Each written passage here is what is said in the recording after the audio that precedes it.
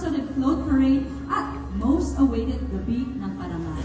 Movie Rogelio de la Rosa, Emma Alegre, ang title ay higit sa lahat. Yes, I'm writing the MMFF.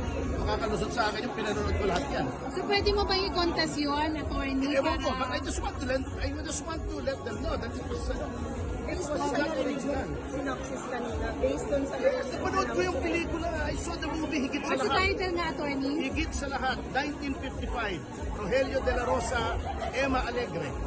Pelikula. So ito yung kay Vice? Oo, yun ang plot nun. It's a same plot. So what's your next plan, attorney? Title mo? Higit sa lahat. Cineast ako eh. I watch a lot Rogelio of de la Rosa. Emma Alegre.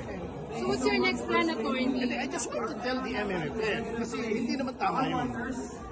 I was shocked nung narinig ko yung synopsis eh. The very same plot. Na ano siya, akala siya yung pinatay nung nasunog yung pabrika. And then nung nalaman niya na nakakuha ng yung pamilya niya ng insurance, 10,000 pesos. Noon time na yun, it's a lot. Hindi na niya sinabing, ano siya, hindi na niya sinabing buhay siya.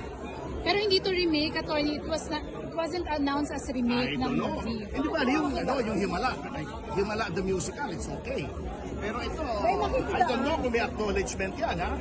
Anong feeling ngayon, attorney? Anong next step niyo Hindi, mga nagulat after? lang ako. I don't own the copyright. Nagulat lang ako that someone would do that. Sa ganon? Meron ba? Hindi ko alam eh.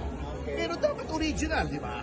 Or if you're going to adapt, at tulad nung Moises Padilla story, ni-remake ni Anthony Alonso, di ba? Pwede naman yun, remake.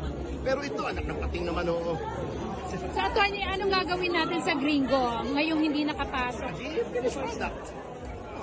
Maganda eh. Magaganda yung mga edits at sayang lang eh.